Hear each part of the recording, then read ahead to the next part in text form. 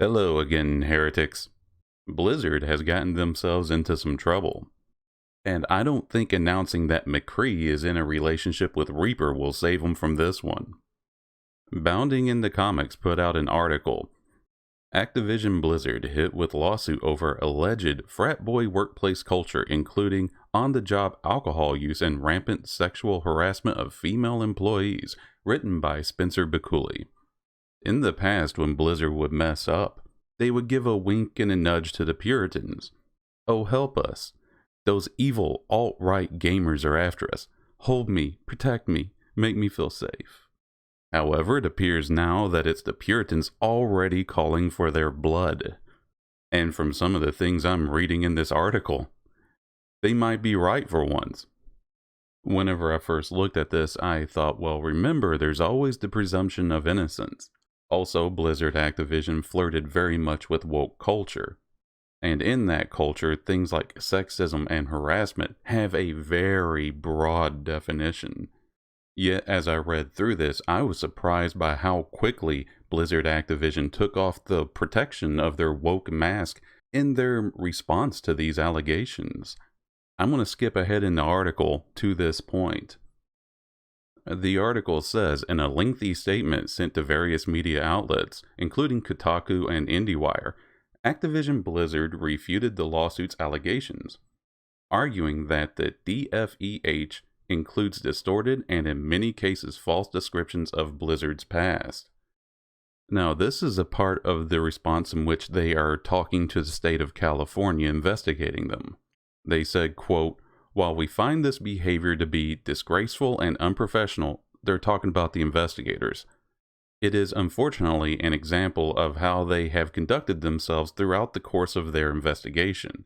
It is this type of irresponsible behavior from unaccountable state bureaucrats that are driving many of the state's best businesses out of California." That is a shot across the bow if I've ever read one. Am I wrong, or is that a thinly veiled threat? Keep messing around, California, and you can kiss our tax dollars goodbye. Is that what's being said here? Now, I am certainly not one of these people who say they're a private company, they can do whatever they want. I think they should be held to the law. However, let's get back into the article proper. The hits keep coming for Activision Blizzard, as fresh off of a confirmed loss of millions of players from Blizzard's products and rumors of World of Warcraft's implosion, the Call of Duty and Overwatch publisher is now being sued by the state of California for fostering and permitting a discriminatory and unsafe frat boy workplace culture within the company. However, that seems like a strange accusation from a state bureau, right? They're acting like frat boys. Now, at this point in the article, it mentions discrimination against women by not advancing them or promoting them or paying them as much as their male counterpoints, or male counterparts, sorry. Now, my first read through at this point, I was still skeptical. It sounds a lot like my wage gap. Not to mention, if this is true, I'm no lawyer, but I believe that they would have to prove that this is because they are women instead of due to work performance. Alright, we're going to start breaking some of this down. Male employees proudly come into work hungover. I don't see a problem there. As long if the company is fine with that and they're getting their work done, that's to the discretion of the employer. However, every place I've ever worked, if I consistently came in hungover, I wouldn't have a job for very long. They go on to accuse the male counterparts of playing video games for long periods of time during work and delegating their responsibilities to female employees. Well, I suppose that depends on if playing the video games is their job. However, directly giving their responsibilities to female employees, it's starting to paint a picture, right? It's always those who scream how woke they are. They tip their fedoras and say, "Milady." They come to the defense of women to fight off those dastardly gamers or whoever who might disagree with one of them. Those seem to always be the guys who are trying to use that as a mask to cover up who they really are. I won't say that's all the time, 100% of the time, but it's starting to look that way. And I highly doubt I'm the first person to say that. Heck, maybe feminism is right. The nice guys are the real assholes. Oh, believe me, I hate to give them credit. I really do, but it's starting to look that way. The article goes on to say that these guys engage in banter about their sexual encounters, talk openly about female bodies, talking about being attracted to women. Lord have mercy. However, this last part, I can't imagine a job I would have where I wouldn't get fired for this, where they joke about the R word. I'm afraid to even say that word. Even professional comedians can't get away with that anymore. However, here's the allegation that started to turn my opinion. Quote, in the office, women are subjected to cube crawls, in which male employees drink copious amounts of alcohol as they crawl their way through various cubicles in the office and often engage in inappropriate behavior towards female employees. Now, some people might say, so what? If Blizzard allows you to get drunk at work, or to drink at work, I should say. I'll admit, I've had a few jobs where I was allowed to have a drink on the job because there was some kind of function happening there. That's one thing. It's another thing to invade somebody's cube where somebody is trying to get their work done. Now, of course, the person trying to work could say, hey, could you please leave? But there is such a thing as social pressure, or we call it peer pressure.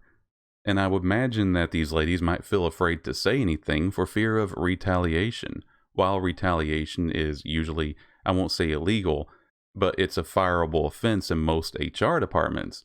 If your supervisor is among the people in there, drinking in your cubicle, making noise distracting you from your work, of course you're going to be afraid to say anything.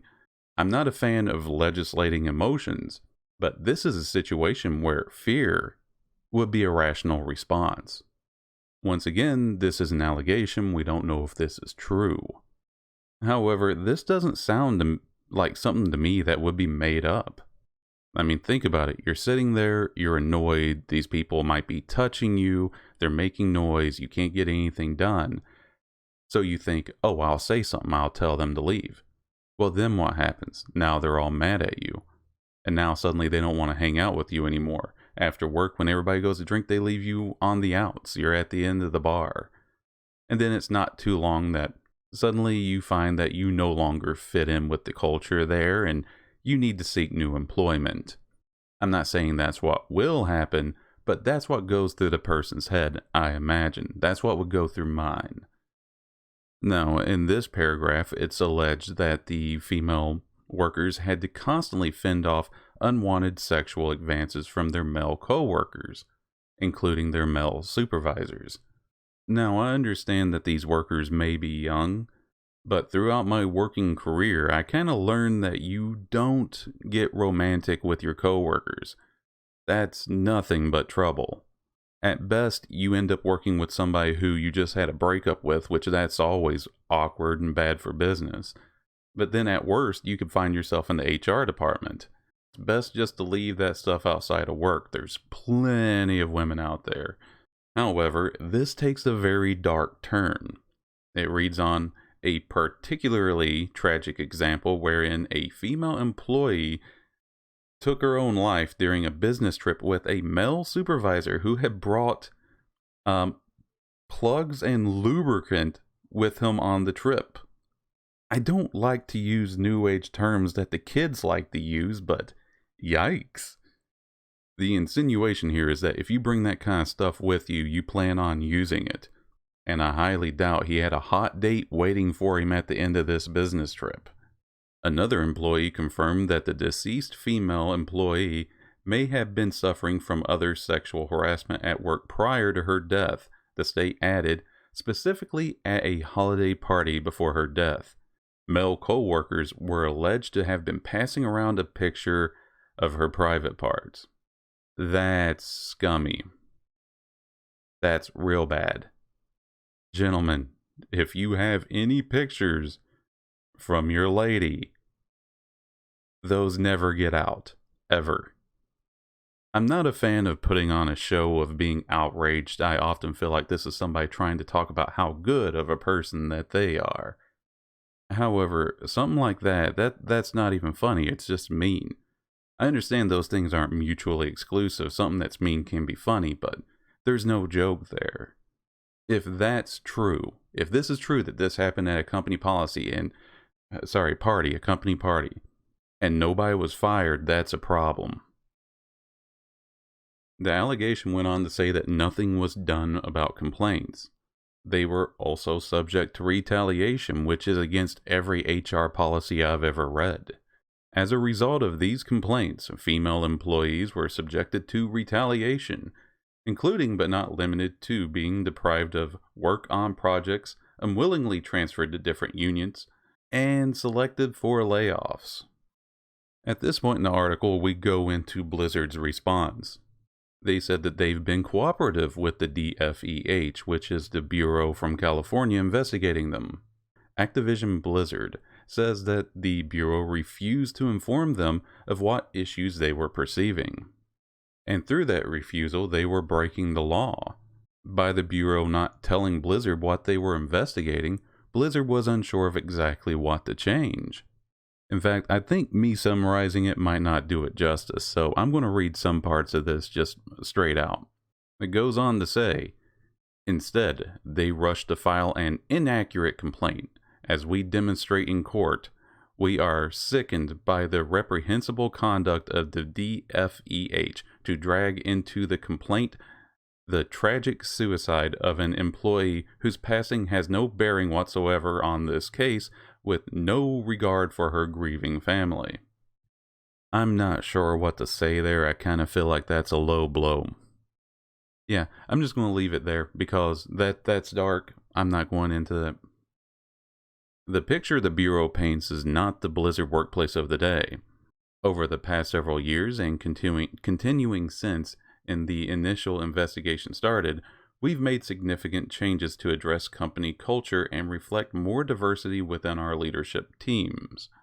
We've updated our code of conduct to emphasize a strict, non-retaliation focus, amplified internal programs and channels for employees to report violations, including the Ask list, with a confidential integrity hotline, and introduced an employee relations team dedicated to investigating employee concerns. Now remember, one of these allegations is that the people in HR were very close to these male employees. We have strengthened our commitment to diversity, equality, and inclusion, and combined our employee networks at a global level to provide additional support. Employees must also undergo regular anti-harassment training and have done so for many years. Yeah.